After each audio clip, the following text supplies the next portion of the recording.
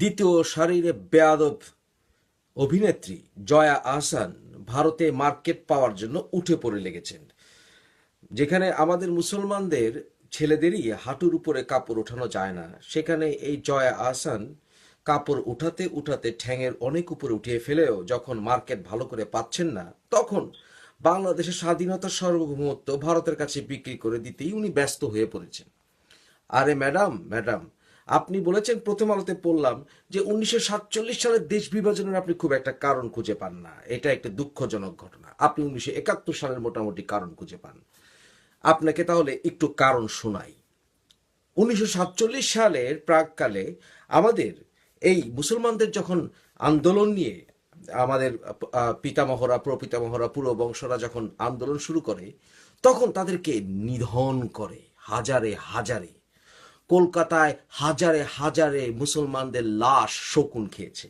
মাঝে মাঝে আমার স্ট্যাটাসগুলো পড়বেন, ছবি সহ প্রমাণ দেয়া আছে। আর যদি আমার স্ট্যাটাস পড়তে ভালো না রাখে, তাহলে লাইফ ম্যাগাজিনে একটু গুগল সার্চ দিলেই পারবেন ছবিগুলি। আপনি কারণ খুঁজে পাচ্ছেন না, আরো কারণ দেই।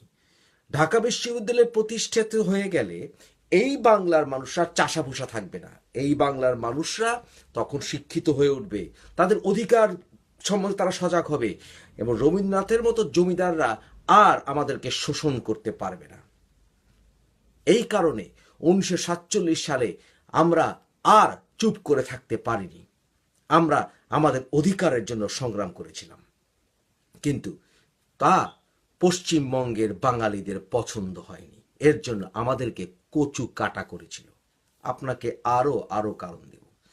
1947 সালের আগে যদি আমরা ফিরে যাই, অর্থাৎ এখন যদি বাংলাদেশের এই ভূখণ্ডে 55,000 ভূখণ্ডের বর্গমাইলের ভূখণ্ডের অস্তিত্বই আমরা এখন ভারতের সাথে মিলিয়ে দেই, তাহলে আমাদের কেউ হয়তোবা বাবরি মসজিদের মতো অনেক মসজিদ ভাঙা সহ্য করতে হতো।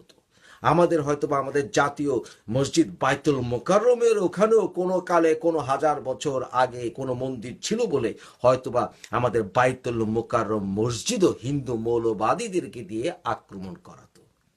এবং আমাদেরকে এও হয়তো দেখতে হতো যে পশ্চিমবঙ্গের বিভিন্ন জায়গায় জোরপূর্বক হিন্দুরা যখন খ্রিস্টান এবং মুসলমানদেরকে ধর্মান্তরিত করার চেষ্টা করছে, যখন কোনো হিন্দু মুসলমান হচ্ছে, তখন যখন তাকে মার খেতে হচ্ছে, হয়তোবা আমাদেরকেও জোরপূর্বক কবর খাইয়ে হিন্দুত্বে ফেরত নেওয়ার প্রচেষ্টা দেখতে হতো। আজকে যদি আমরা 1947 সালের আগে ফিরে যেতাম, আপনি কারণ খুঁজে পাচ্ছেন না। আজকে যদি 1947 সালের আগে চলে যেতাম, অর্থাৎ এই 55,000 বর্গমাইল যদি ভারতের পেতে ঢুকে যায়, তাহলে হয়তোবা এখনো আমাদের অভিনেতা অভিনেত্রীদেরকে আর মুসলমান হিসেবে দাবি তারা করতে পারতো না। সালমান খানের মতো বলতে হতো, আমি হিন্দুও, আমি মুসলমানও, আমি পূজাও করি, আমি ঈদও করি। আপনি কারণ খুঁজে পাচ্ছেন না। কারণ আপনাকে দিচ্ছি জয়া আহসান। আজকে যদি আমরা 1947 সালে দেশ বিভাজন না দেখতাম, তাহলে আমাদেরকে আরো অনেক প্যাদানি খেতে হতো। জয়া আহসান, আরো অনেক প্যাদানি খেতে হতো। আমরা আজকে আরএসএস এর দৌরাত্ম্য দেখতাম, এবং আমাদের প্রধানমন্ত্রী থাকতো মোদি। প্রদি টেলিভিশনের নেটওয়ার্কের সামনে বসে বলতো, জোরপূর্বক ভাবে ফেরত নেওয়া যায়, একজন মুসলমানকে হিন্দুতে ফেরত নেওয়া যায়, এটা জোরপূর্বক না, কারণ এই অঞ্চলের মানুষের পূর্ব ধর্ম, অরিজিনাল ধর্ম হিন্দু, তাই জোরপূর্বক কাউকে হিন্দু বানানোতে কোনো আপত্তি নেই। আমাদেরকে তাই দেখতে হতো জয়া আহসান। আজকে আমাদের এই সকল মসজিদের ইমামদেরকে হয়তোবা সহ্য করতে হতো এই কথা যে হিন্দু মৌলবাদীরা বলতো যে মুসলমান মেয়েদেরকে আপনার মতো, আপনাদের নামে মুসলমান, আপনাকে যখন আপনি মরবেন আপনাকে কবর থেকে তুলে ধর্ষণ করতে হবে।